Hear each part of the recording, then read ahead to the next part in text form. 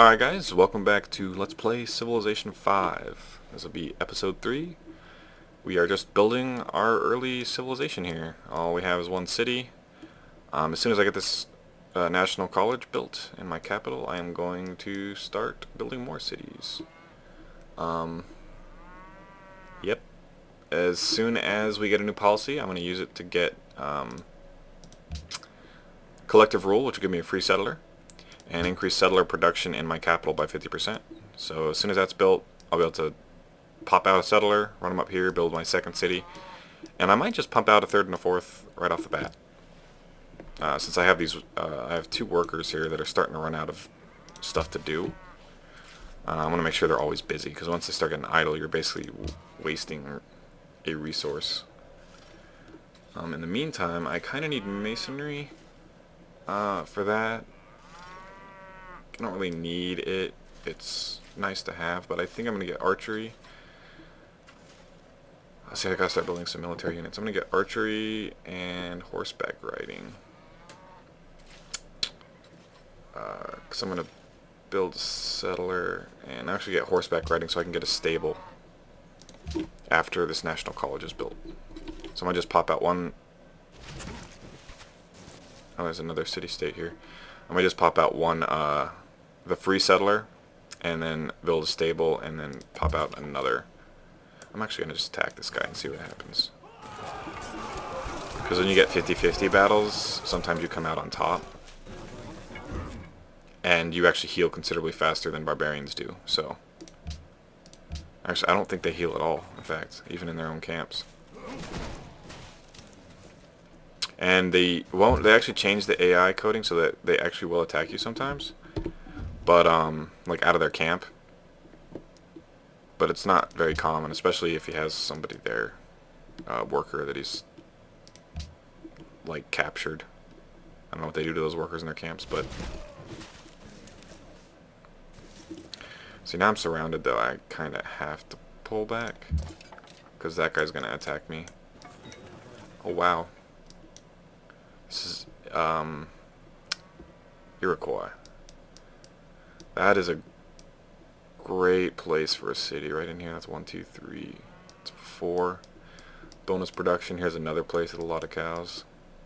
Cows were the best resource in the entire game in Civ 4. They're not as good in this one, though. With the stable, they are more so because they spawn in clumps. As you can see, there's a lot, like right in here, and they usually will spawn next to horses, which again synergizes with the stable. Not to mention that the horses do give you a production bonus on the land.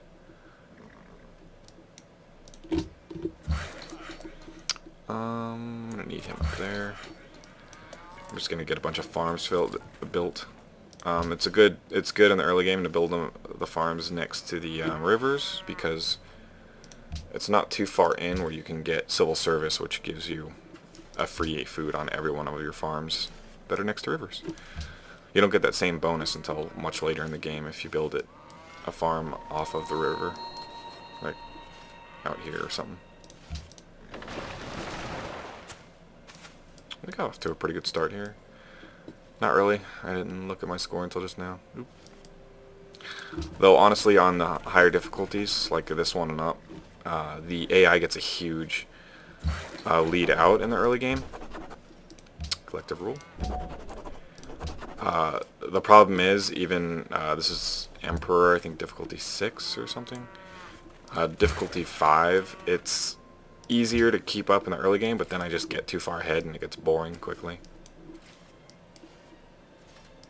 Because I'll just be able to stomp over their military. So I actually want a game where a military engagement is not flat out boring, and I just trounce over them. So with that to happen, you actually kind of need to let the AI get a little bit of a tech lead on you. I actually need a defensive unit. I'm gonna go ahead and pop out a warrior real quick. This city-state is looking... Oh, they want me to kill Quebec. And then they'll be my buddies. Oh, that looks interesting. It looks kind of good, and then you look at it and it looks kind of blurry. I don't know, I actually had when I first encoded this video, the graphic quality was really bad. I don't know why. It was recorded at 1080p and all that. And it just looked really fuzzy. So I don't know why, but I tried redoing it again on a different program, and it looked better. It didn't look as good as I thought it should, but overall it does look better, and it should be up shortly. I mean, it's going to be up already when you see this one, but while I'm recording this one, I'm uploading it. Let's see. They want me to do mathematics, but there's like no reason for me to do that. That's like, why? I don't even have iron to build ballista anyway. They're silly when it comes to some of these suggestions. In fact, ironworking would be my best one right now. Although my tech's coming in really quick. Actually, could go for philosophy and use my next. I don't know. I'm gonna get this so I can build a quarry there. I think I'm pretty sure I'm building my next city. Actually, I might just build it right here. I gotta, I think here, so I can get 1, 2, 3, and that guy. And I can build one there too. 1, 2, 3. There, and I can build one here. So they'll be overlapping a bit, but that's kind of how it's supposed to be, I suppose. Major victory. You actually get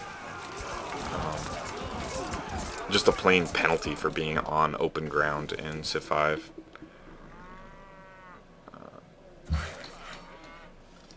Is it a -10? Is it only -10 now, or did I read that wrong?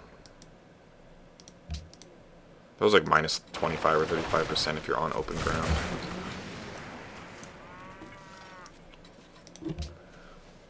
So if you have this exact same units with all the same promotions and that, and you attack them when they're on open ground, you're gonna come out on top usually, which is a realistic mechanic for the most part. In the later game, it's not so much because certain kinds of units don't care about being on open ground as much. They want me to build it there, but I'm planning on building a city here too, so that would overlap them a bit more than I'd like. I'm just going to build this one here. Antium, city number 2.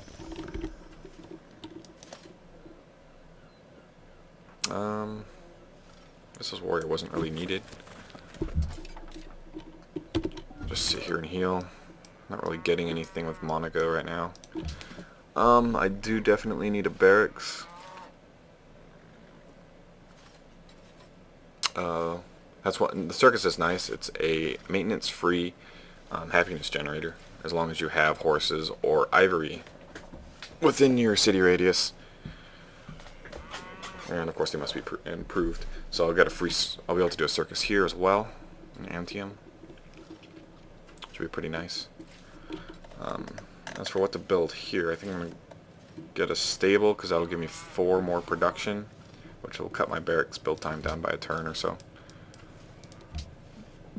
And in here, I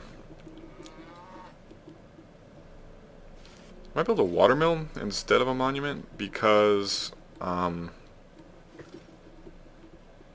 might grab that 1 tech in a minute. So I'm actually gonna look. It's gonna be 33 turns before I can get legalism. So I'm actually gonna build a monument. I'll get a free temple there instead. I'm actually not going to research that for a minute. I think I might just go for ironworking now, so I can see where iron is for any future cities that I want to build. Because one problem with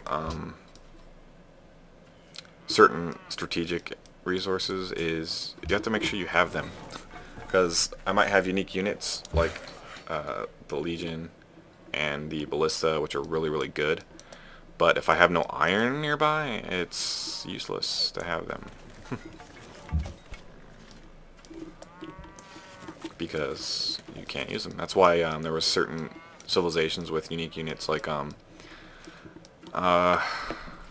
were they? I think it might have been the Iroquois, even in Civ 4 or something like that, where they had a forest warrior or something that was the swordsman that didn't require iron, which was a really good unit. And I think it was like 1 strength weaker or something. It'll take like 10 turns to build that there. Go ahead and do that. Because they'll need that space by the time it grows. In the meantime, I'm not actually going to build a road there yet, simply because it won't pay for itself, because it requires 1, 2, 3, 4 road tiles to get there. So the city needs to get up to about size 3 or 4. Though honestly, by the time I build the road there, it'll probably be that big anyway. So I'm thinking road, just straight up. I actually am gonna build a road straight there, because it honestly should, where's the road to? But oh, it's a warrior. I'm gonna build a road with warrior. Well, actually, legions. My legions can build roads, in fact. Who is? Wait, who? Monaco. So yeah, so if I can destroy that, that's actually what I should use my warrior for. Oh no, there's archer there. I'm probably gonna get shot. Please shoot the Iroquois, not me. Though. That sucks.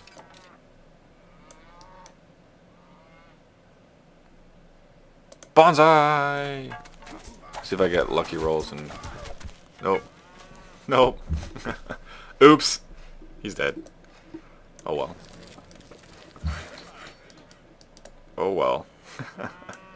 Oh yeah, I gotta build this quarry real quick. That was dumb. Stupid archer ruined my day. Let's see, am I starting to catch up? Yeah. I got a score boost with that second city. Though honestly, this score can be quite a bit misleading, because it scores you on weird things that might not actually help you at all in the game. Like, I mean, land size and stuff. That doesn't really... It's a vague reflection of your power, but it's not really an indication of how strong of a civilization you are. I've been like way behind, like down here, and fought the first place person, and I was able to wreck him, because like he might have had a bigger army than me, but he's AI, so his unit control was awful, and I was just able to outplay him, plus with fewer units. You know, that's one of the problems, is the AI in this game is not terribly good. Probably be a lot more fun to play. It is. I actually played with some friends online, and ooh, I have some iron there. I forgot to look for iron when I researched it. That's it. Awesome. I have 2 iron. That is amazing. There's some more iron. So I have to make sure I have to befriend Monaco or take him over to get double my iron reserves. At least that's within my city radius. That's actually really good. That'll give me what's it called? No, the forge, first of all, will give me +1 production, but there's also an ironworks. Ironworks. No, that's not it. Oh, maybe that was Civ 4 that I'm thinking of. They just changed this to workshop in all cities. Or actually, I think this is a new building in general, in a recent patch. Let's see what else is going on. Alright, going about 15 minutes. I'll probably cut this one off here. Figure out what I'm going to do with research and all that, and I'll see you guys in the next one. Thanks for tuning in.